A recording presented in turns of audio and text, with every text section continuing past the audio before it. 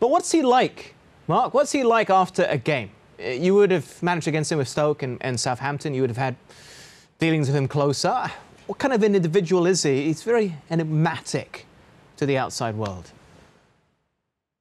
No, I think he is what you see. I think you can see his enthusiasm. He loves the game of football. He loves his team. He's quite humble, and yeah, he will always be gracious and in victory and in defeat.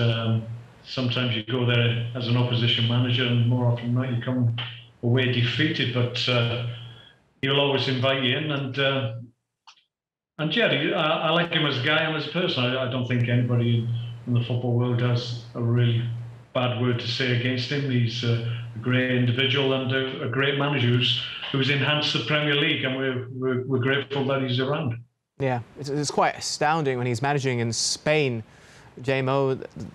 That core for the World Cup was managed by Pep Guardiola. When he went to Germany, the core of the German side was Bayern Munich, and who was managing Bayern Munich? It was Pep Guardiola. And then you saw England reach their first semi-final.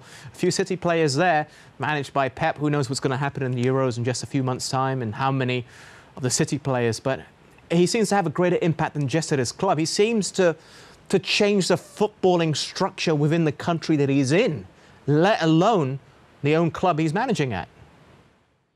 Yeah, I don't know if I told you that stat a couple of years ago, Adam. I'm sure I did a bit of research.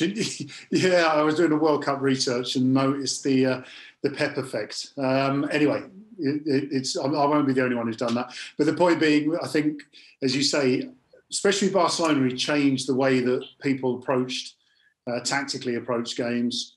I think in Germany, it was more established in general European football, dare I say.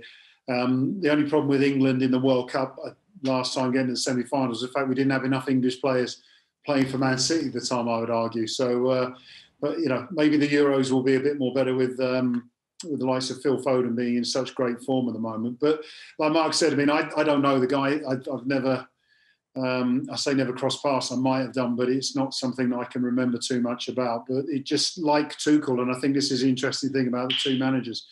They don't mind telling you or answering your question.